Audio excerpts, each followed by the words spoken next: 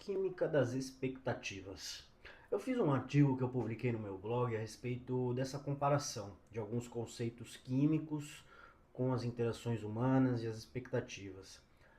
Uma das coisas que eu noto bastante na psicoterapia, atendendo as pessoas, é que elas utilizam muitas comparações para falar do mundo interno. Ou seja, tô que nem uma casa pegando fogo. Nossa, minha vida tá um calor extremo. Nossa, minha vida tá um deserto. Vixe, não consigo nem ver mais nada, porque parece que eu tô numa neblina, né? Então a gente usa muito essas figurações para falar um pouco do mundo interno, né? E eu também utilizo, eu acho que essas metáforas, essas comparações, elas descrevem muito bem, né, o que a gente está sentindo. Muitas vezes eu utilizo até com carro, né? Então, por exemplo, algumas pessoas que dirigem vendo só o ponteiro da velocidade, sem olhar para o tanque. Né? Não conseguem ver que o tanque tá acabando, não conseguem ver que o gás está acabando. Né? Para descrever um pouco, às vezes, de cenários de burnout, onde a gente exige que a gente fique bem, que a gente fique 100%, sem olhar nem mesmo como a gente tá e considerar nossos limites e todo o nosso tanque ali, né? A gente só olha pro ponteiro. Ou outra também que eu já utilizei bastante parece que a gente tem momentos na vida onde parece que a gente está dirigindo na neblina, na estrada. Né? A gente só continua pisando no acelerador, não sei para onde está indo, não sei onde vai parar, mas era o caminho que eu tava e não dá para parar. Simplesmente não dá. Não é questão de opção, é que se parar, bate. Entendeu? Se parar vai dar ruim, vai vir mais problemas, vai vir mais consequências. E tem horas que realmente a vida fica nessa neblina e a gente segue. A gente não tem muita certeza de muita coisa, mas segue. Mas voltando para o título, a química das expectativas, onde eu comparo um pouco, né, das expectativas e das interações humanas com alguns conceitos químicos. E o primeiro que eu queria trazer era a temperatura. Se a gente observar a temperatura e fazer um experimento, né, se a gente for começar do início, é algo que deve ser considerado. Temperatura, quais são os compostos que vão ser analisados, quanto tempo vai ser submetido por altas ou baixas temperaturas, enfim, vai ser na temperatura ambiente. Tudo isso para considerar um experimento, para considerar justamente uma resultante final que você quer chegar e fazer um experimento de sucesso ou chegar no objetivo que você quiser. Então, quando a gente fala de seres humanos, a gente está falando de pessoas que possuem compostos. E é justamente isso que acontece numa interação humana profunda, né? Numa interação humana de conversa, de conhecimento, de diálogo. Duas pessoas se sentam e começam ali a se misturar de certa forma quimicamente, falar um pouco do que acreditam, dos conceitos, do que estão vivendo, e a gente vê qual vai ser a resultante disso. Às vezes as pessoas querem se ver de novo, às vezes elas iniciam projetos, às vezes elas têm uma atração, não só de amizade, mas também física, química e até mesmo sexual, e tudo vai dependendo da resultante entre essas duas pessoas, né? Mas considerando isso, sabendo que as pessoas e as interações humanas são esse momento de conexão e de experimento onde a gente faz na nossa vida, por que a gente se prende tanto nas expectativas? Se na hora que a gente vai fazer um experimento, a gente começa sempre analisando os compostos. A gente sempre começa analisando o que a gente vai fazer, qual que é o resultado que você quer chegar. Você quer fazer uma mistura, você não vai jogar água e óleo. Não, mas é simples. Se você quiser fazer uma mistura de alguma coisa, não quer, mas quer fazer uma mistura, você está partindo desse conceito. Você sabe que água e óleo não se misturam. Se você colocar água e óleo, não vão se misturar. Então, o que você vai analisar? Coisas que se misturam. Quero algo doce, quero algo salgado. Você vai sempre partir do que você está utilizando para se misturar.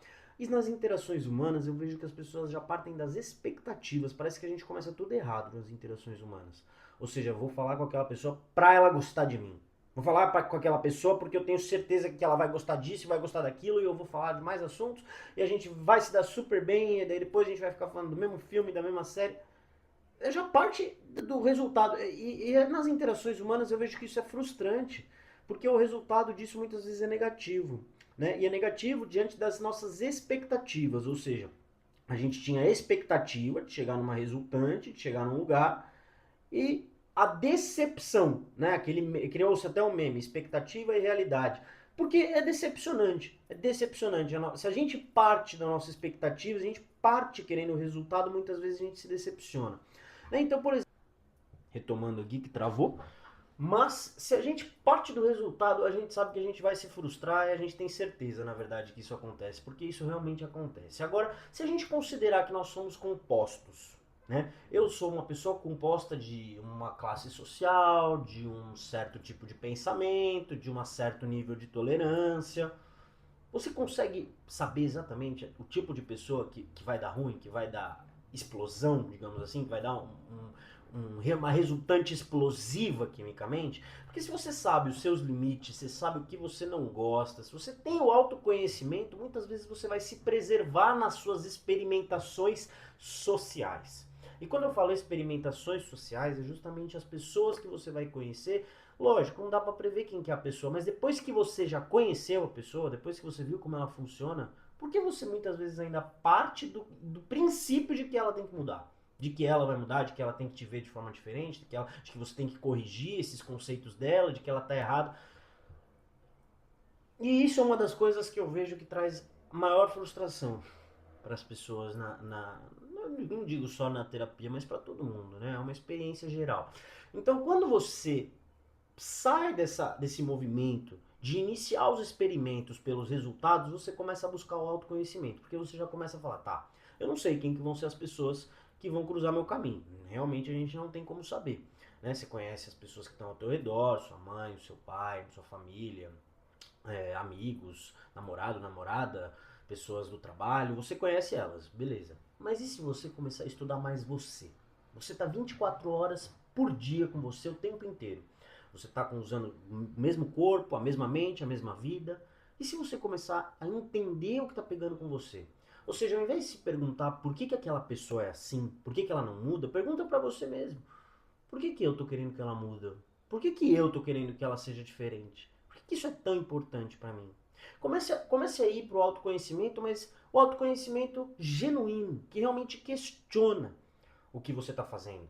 E busca realmente refletir para uma vida melhor. Ou seja, será que não sou eu que estou cruzando meus limites e por isso que eu estou tão estressado? Será que não sou eu que fui desrespeitado? Será que não sou eu que estou insistindo numa situação várias vezes, fazendo o mesmo experimento com a mesma pessoa e já vi que estou dando errado e continuo querendo que dê certo, mas mesmo assim eu não estou mudando nada? Porque se você começar a ir para o autoconhecimento, você vai descobrir muitas coisas sobre você. E sabendo sobre você, você não se coloca em experimentações sociais que geralmente dão tão ruim. Na verdade, isso é impossível. Você até se coloca, mas você não fica ultrapassando os seus limites. Você não fica fazendo isso numa constante. Porque você já percebe ali como a pessoa funciona e você sabe os seus limites e você fala, não vou fazer isso. Simples assim. Ah, já vi que não gosto, já vi que não é tão legal, já vi que eu não me sinto bem perto dessa pessoa, já vi que ela tem uma baixa tolerância para conversa, às vezes aquela pessoa é uma pessoa que não dá para conversar sobre política ou sobre algo que contraria ela, então não sei, não fico bem do lado daquela pessoa. Pronto, você só sai. Você não explode, você não briga, você não quebra a cabeça, você não fica dando murro em ponta de faca, você só sai de forma elegante, educada. E justamente eu acredito que tem alguns conceitos da química que a gente pode analisar e trazer mais a fundo. Por exemplo, a temperatura. Se a gente considerar a temperatura como um aspecto emocional, a gente consegue lidar melhor com isso. Por exemplo, vamos colocar a raiva com o calor. Se você está com raiva, se você está com um problema que está irritado, qual vai ser a sua atitude? Vai ser tentar resolver tudo no dia na base da porrada? Ou talvez você se afasta e fala, geralmente as pessoas não lidam bem com raiva. Eu falo isso porque é muito difícil as pessoas ao nosso redor lidarem bem com raiva. Às vezes nem a gente mesmo consegue. Alguém chega com raiva pra gente, a gente devolve com raiva também, e pronto, fica uma explosão de tudo. Então, né, eu acredito que a temperatura do ambiente ela pode ser comparada a algo emocional. Se você está numa temperatura ambiente, neutro, no dia a dia, muitas vezes vai ser capaz que você consiga resolver os seus problemas, consiga estar ali um pouco mais voltado para suas atividades, para o que você precisa fazer. E claro, você reconhece como você tá, mas também você reconhece um pouco de como o outro tá. Se aquela pessoa tá nervosa, se aquela pessoa tá triste numa temperatura um pouco mais baixa, mais fria, né? Ou se aquela pessoa tá realmente em alguma questão quase como apática, ela já não sente nada. Você fala que aquela pessoa às vezes parece um cadáver ambulante de tão desanimada, às vezes, né, óbvio, envolve questões diagnósticas depressivas e problemas que a gente tem na vida, mas reconhecer a temperatura seria o centro de tudo que eu estou falando. Conseguir captar o que a temperatura pode fazer para a resultante final da interação humana. Porque se a gente consegue entender a temperatura do ambiente, você não vai se submeter muitas vezes a se expor em temperaturas que não vão dar um resultado legal, um resultado que você quer. Né? Outra coisa, outro conceito químico interessante que a gente usa muito de exemplo é a concentração. E quando a gente fala concentração, a gente fala de tudo. Então, por exemplo, se você está no trabalho, você recebe um feedback a cada um mês, 2 meses, construtivo, educado, geralmente é difícil você se ofender. Né? Se for realmente um feedback construtivo, que age na verdade, querendo o seu bem, você não vai se ofender, você vai conseguir entender aquilo e você vai captar o que aquele feedback quer te falar para o seu crescimento e desenvolvimento profissional. Mas se você recebe feedbacks todos os dias, a cada hora, um por hora, do seu chefe, informais, negativos, a pessoa passa do teu lado e te fala alguma crítica. A pessoa passa de novo e fala uma crítica. Passa ali mais uma vez e fala uma crítica. Ah, não é só chefe, não. Não é só chefe que fala isso.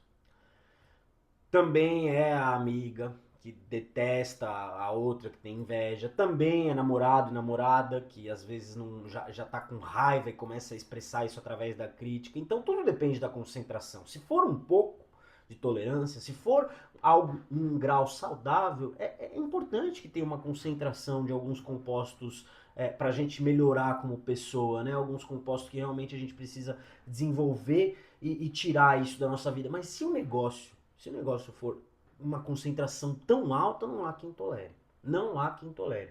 Né? E eu acredito que muito da cultura masculina é sobre isso de tolerância. Né? Nós, como homens, muitas vezes a gente acredita que a gente tem que tolerar tudo, tolerar, porque se não tolerar é fraqueza. Sendo que a pessoa ali já está fazendo algo que é insustentável, é insuportável. São alguns conceitos, né, da química. Outro conceito também é o equilíbrio químico. O equilíbrio químico ele é sensível, ele é frágil. Se a gente tira algumas moléculas, se a gente muda a concentração, muda a temperatura, já acaba com o equilíbrio.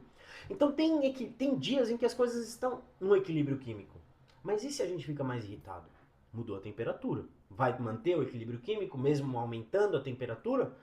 E se você fica com maior concentração nesse dia? E se nesse dia você está com a temperatura um pouco mais abalada, você começa a criticar mais e pesar mais nas dos outros? Aí será que vai ter o equilíbrio químico? Será que vai manter o equilíbrio químico ou isso vai acabar? Porque o equilíbrio ele é sensível. Se ele não for acordado, conversado, tratado, várias coisas podem fazer com que o equilíbrio se acabe. Várias. Então esses são alguns conceitos químicos que fazem a gente entender, né, as interações humanas, e eles podem ser facilmente, né, observados no dia a dia. Isso que é o legal, porque eu acho que é muito fácil a gente perceber como esses exemplos eles encaixam como uma luva nas interações humanas. E eu acredito que isso descreve muito bem, às vezes até melhor o que a gente está sentindo, como isso pode ser visto, porque quando a gente vê dessa maneira, a gente também enxerga a solução dessa maneira.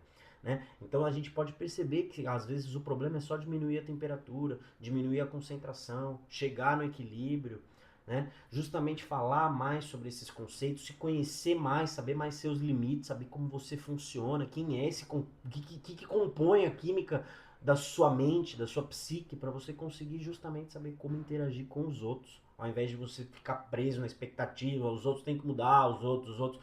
Não começa um experimento, não existe laboratório no mundo que comece um experimento pelo resultado, sem analisar os compostos e o que vai ser colocado. Isso não existe. E a gente também tem que partir desse mesmo conceito.